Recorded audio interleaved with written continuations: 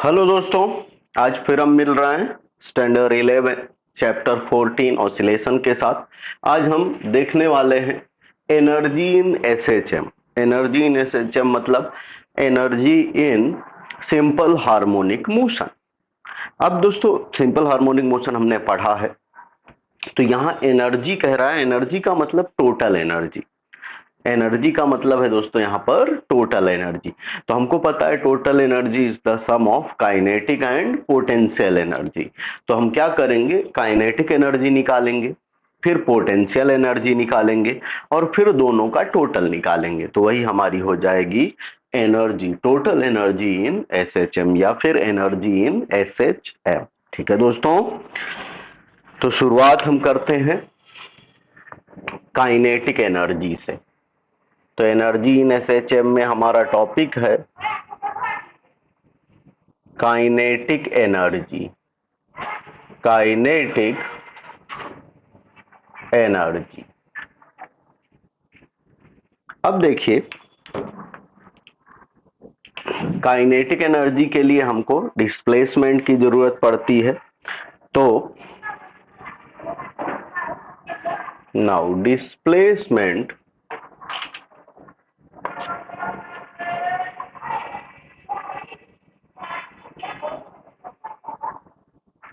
हमने पढ़ा हुआ है दोस्तों। इक्वेशन होती है हमारी x equal to a cos omega t plus five. A cos omega t plus five ये हमारी x की इक्वेशन पड़ी हुई है। अब अगर हमको इसमें से v निकालना हो तो v भी निकाल सकते हैं, हमको पता है कि डिफरेंशिएशन कर देंगे। नाउ वेलोसिटी, तो v इक्वल टू क्या होता है dx बाई डी टी।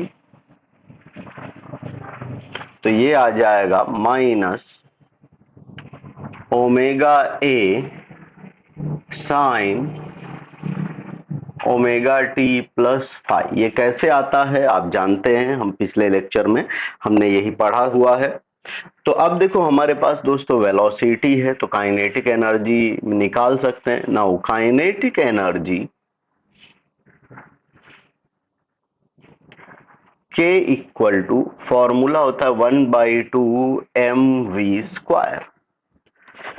तो अगर हम ये वैल्यू स्क्वायर करके यहां पर डाल दें तो वो हमारी काइनेटिक एनर्जी होगी। So K equal to 1/2 m, v² मतलब इसका स्क्वायर, तो omega square a square sine square omega t plus five. Omega t plus five. ठीक है दोस्तों, अब इसको हम और थोड़ा सा अगर सिंप्लीफाई करें और फर्दर तो देखते हैं। अब यहां पर एम ओमेगा स्क्वायर क्या होता है के, तो हम इसको के भी ले सकते हैं, but m omega square equal to k. ये के दोस्तों फोर्स कांस्टेंट है और ये के हमारा काइनेटिक एनर्जी है। तो लिखने का तरीका थोड़ा इसको ज्यादा बड़ा कर देते हैं जिसमें हमको समझ में आए। तो हमारा क्या आ गया, काइनेटिक एनर्जी 1/2, ये बन गया हमारा k a square sine square omega t plus five. इसको इक्वेशन नंबर 1 दे रहे हैं दोस्तों। अब देखिए हमने एक फॉर्मूला पढ़ा हुआ है sine square theta equal to 1 - cos square theta. ये मैथ्स का एक फॉर्मूला है जिसका यूज हमें करना है यहां पर। तो अगर देखिए इसको हम साइन स्क्वायर थीटा माने तो इसकी जगह में 1 - कॉस स्क्वायर थीटा लिख सकते हैं। तो चलिए देखते हैं कैसे कर सकते हैं। अरे यार,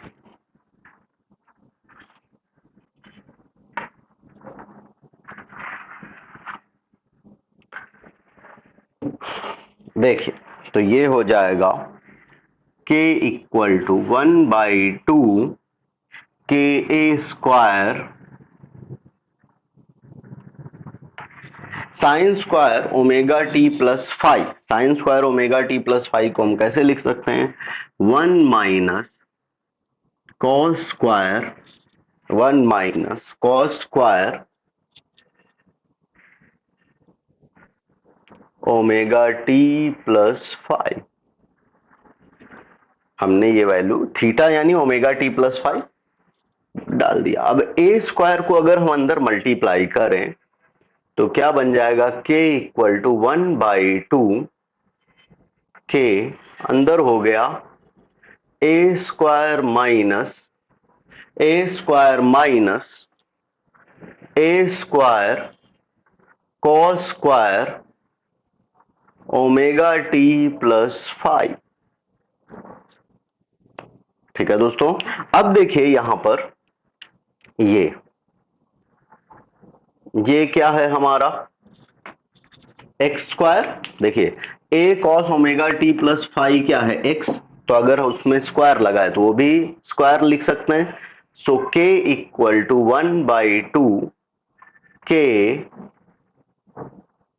ए स्क्वायर माइनस ये हो गया हमारा एक्स स्क्वायर, इक्वेशन नंबर 2।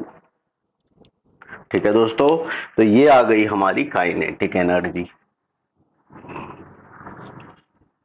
ये हमारी काइनेटिक एनर्जी आ गई 1/2 k a square minus x square. अब देखते हैं पोटेंशियल एनर्जी इसी में। अब देखिए नाउ पोटेंशियल एनर्जी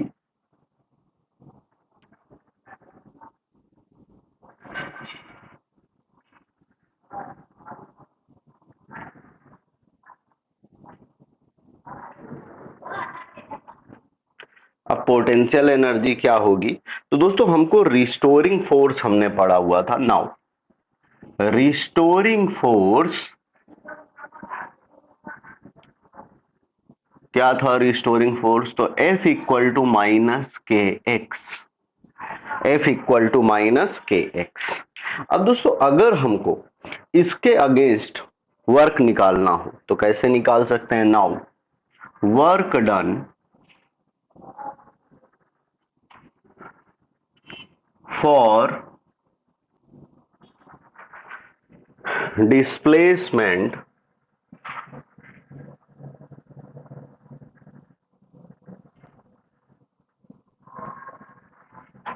dx, तो क्या हो जाएगा दोस्तों, dw equal to f d x, force into displacement is work. तो ये क्या बनेगा, अब देखिए ये वर्क अगर आया हमारा डिस्प्लेसमेंट dx के लिए, टोटल निकालना हो, टोटल वर्क मतलब कि हम मीन पोजीशन से शुरू करके मान लिया x डिस्प्लेसमेंट तक गए, तो क्या होगा, नाउ टोटल वर्क,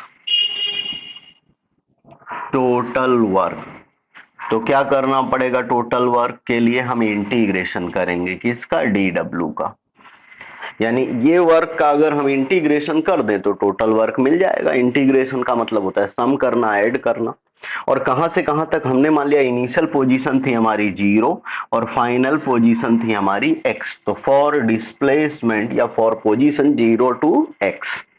अब देखिए अगर हम इसमें वैल्यू डालें तो क्या हो जाएगा, integration from 0 to x, dw की वैल्यू है f dx।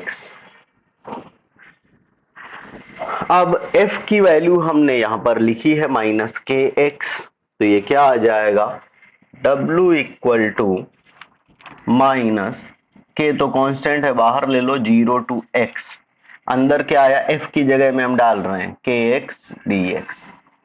अब दोस्तों इंटीग्रेशन करेंगे अगर तो इसका इंटीग्रेशन आएगा एक्स स्क्वायर बाई 2, एक्स का integration x square by 2, limit डालेंगे तो भी वही आएगी। तो ये हमारा वर्क क्या आ गया, -1/2 के एक्स स्क्वायर, क्योंकि ये एक्स स्क्वायर बाई 2 और के तो है ही, तो ये वैल्यू आई दोस्तों हमारी -1/2 के एक्स स्क्वायर। ये हमारा वर्क आया, और हमको पता है negative of the work done is also called potential energy, यानी जो वर्क होता है वो एनर्जी के फॉर्म में स्टोर होता है। तो हम कह सकते हैं दोस्तों U equal to -w equal to 1/2 k x square, 1/2 k x square. ठीक है दोस्तों, तो ये आ गया हमारा पोटेंशियल एनर्जी। तो हमने यहां पर देखा काइनेटिक एनर्जी और देखा पोटेंशियल एनर्जी। तो अब अगर हमको टोटल एनर्जी निकालनी होती तो यहाँ थोड़ी सी जगह का यूज करेंगे हम, इतनी सी जगह का टोटल एनर्जी के लिए। सो नाउ टोटल एनर्जी, तो टोटल एनर्जी क्या होगी? Now total energy E equal to k plus u, इसको इक्वेशन नंबर हम दे देते हैं 3। टोटल एनर्जी क्या होगी? Kinetic energy plus potential energy. तो E equal to k plus u. अब के की इक्वेशन है दोस्तों, यहां पर लिख देते हैं 1/2 k a square minus x square plus U की वैल्यू है हमारी 1/2 के एक्स स्क्वायर। ठीक है, अब अगर हम इसको सिंप्लीफाई करें, अंदर मल्टीप्लाई करेंगे इसके अगर हम, तो ये हो जाएगा 1/2 के ए स्क्वायर, इसमें करें तो minus 1/2 k x square plus ये तो है ही 1/2 के एक्स स्क्वायर। ये टर्म कैंसिल हो गया, तो हमारे पास total energy I 1/2 k a square, 1/2 k a square. This is the total energy.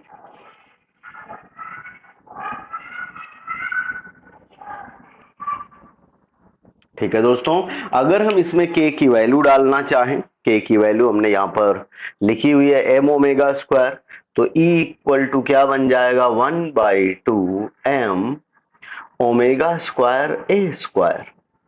इस फॉर्म में भी हम लिख सकते हैं।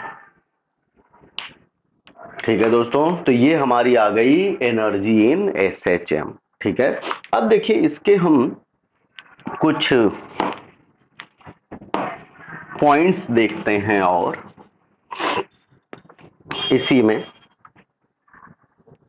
मान लिया हमको निकालना हो at mean position, at mean position, उसी के आगे कर रहा हूं दोस्तों, उसी के आगे at mean position.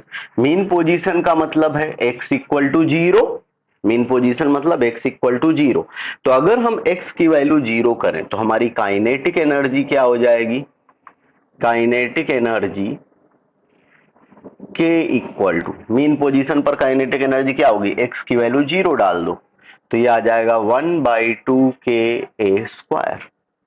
Potential energy क्या होगी? U equal to potential energy 0 हो जाएगी, पोटेंशियल एनर्जी 0 हो जाएगी, यानी मीन पोजीशन पर काइनेटिक एनर्जी मैक्सिमम और पोटेंशियल एनर्जी मिनिमम होती है, यानी 0 होती है। यही अगर हम बात करें एट एक्सट्रीम पोजीशन पे, एट एक्सट्रीम पोजीशन, तो एक्सट्रीम पोजीशन पर, यानी एक्सट्रीम पोजीशन मतलब मैक्सिमम डिस्प्लेसमेंट यानी एम्पलीट्यूड, सो काइनेटिक एनर्जी हो जाएगी k इक्वल टू, अब देखिए यहां पर हम x की जगह में अगर a डालेंगे तो a square minus a square 0 हो गया, so kinetic energy 0। Potential energy क्या हो जाएगी एक्सट्रीम पॉइंट पर? पोटेंशियल एनर्जी हो जाएगी x की जगह में a डाल देना है, तो 1/2 के ए स्क्वायर, यानी एक्सट्रीम पॉइंट पर काइनेटिक एनर्जी मिनिमम होगी और पोटेंशियल एनर्जी मैक्सिमम होगी। तो अगर हम दोस्तों ग्राफ बनाएं, displacement versus energy, displacement versus energy का ग्राफ बनाएं अगर हम, तो हमारा ग्राफ कुछ इस तरह से आता है। मान लिया ये हमारा फाइनल पॉइंट है,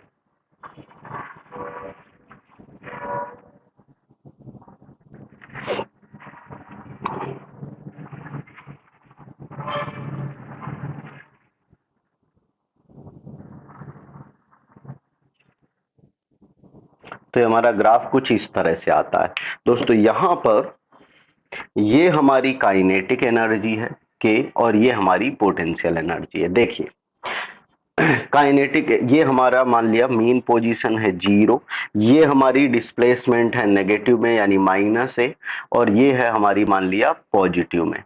अब देखिए जब मीन पोजीशन पर हैं, इस पोजीशन पर यानी mean position x equal to 0 पर, उस समय काइनेटिक एनर्जी हमारी मैक्सिमम है। ये काइनेटिक एनर्जी वाला ग्राफ है, यानी ये हमारी क्या है, काइनेटिक एनर्जी तो मैक्सिमम हुई, और at the same time potential energy देखो मिनिमम हुई मीन पोजीशन पर।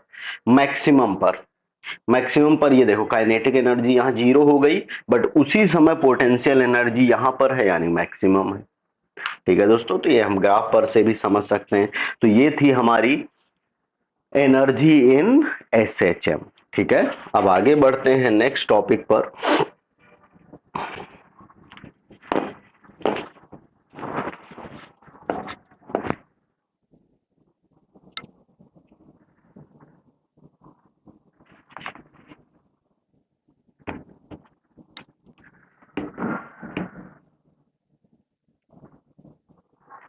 हमारा टॉपिक है दोस्तों इसके बाद का oscillation due to spring. Oscillation due to spring.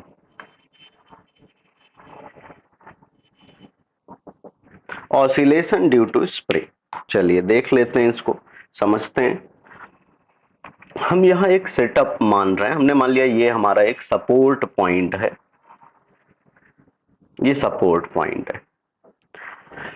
यहां से एक स्प्रिंग हमने मान लिया अटैच्ड है, और उसके साथ एक मास अटैच्ड है। ठीक है, ये मास को हम मान लेते हैं m है।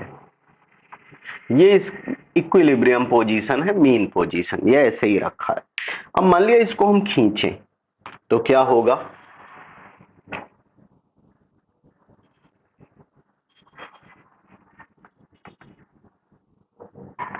ये थोड़ा आगे चला जाएगा। तो हमने मान लिया कि ये जो डिस्प्लेसमेंट हुई है ये इस मीन पोजीशन से, ये मीन पोजीशन से थी, तो यहां से यहां तक ये हमने मान लिया x डिस्प्लेस हुआ है। सिमिलरली अगर हम इसको कंप्रेस करें तो ये कुछ इस तरह से हो जाएगा।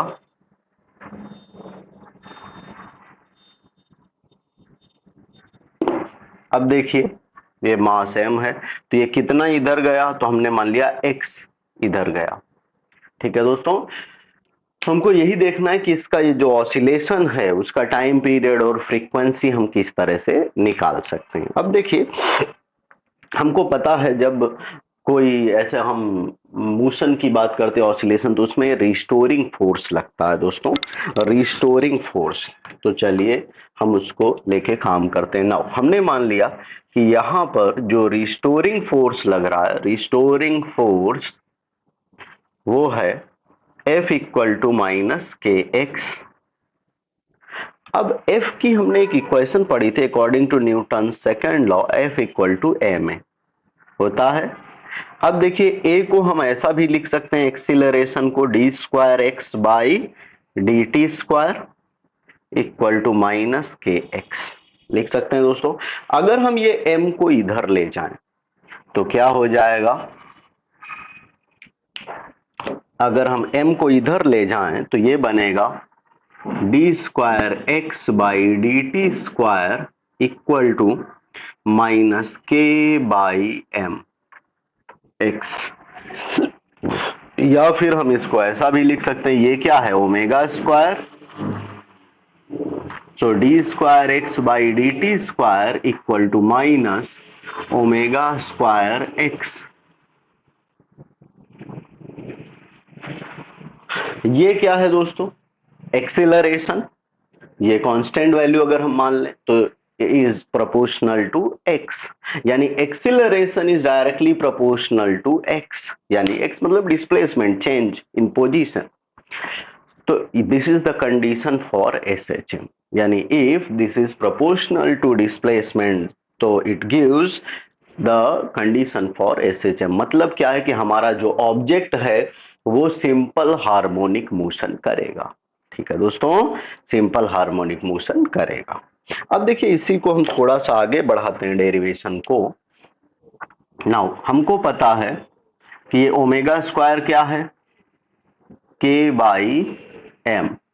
तो अगर हमको सिर्फ ओमेगा लेना हो तो अंडर रूट K/m। अब मान लिया टाइम पीरियड निकालना हो तो ओमेगा को हम ऐसा लिख सकते हैं 2π/t equal to under root K/m। तो हमको टाइम पीरियड क्या हुआ, नाउ टाइम पीरियड कैसे निकाल सकते हैं, तो t को सब्जेक्ट बनाओ, इधर ले जाओ, इसको इधर ले जाओ। So t equal to 2π under root m/k, under root m/k, क्योंकि इधर लाएंगे उसको इधर ले जाएंगे तो उल्टा हो जाएगा। So t equal to 2π under root m/k। अब मान लिया इसी में फ्रीक्वेंसी निकालनी होती दोस्तों, तो हम फ्रीक्वेंसी कैसे निकालते, नाउ फ्रीक्वेंसी, तो फ्रीक्वेंसी का फॉर्मूला पता है हमको, f इक्वल टू 1/t, यानी इसको उल्टा कर दो तो फ्रीक्वेंसी हो जाएगी, यानी f equal to 1/2π under root K/m, under root K/m। तो ये हमारी फ्रीक्वेंसी आ गई। ठीक है दोस्तों, सो ये हमारे कुछ टॉपिक्स थे, बाकी के लिए मिलते हैं नेक्स्ट लेक्चर में। Thank you.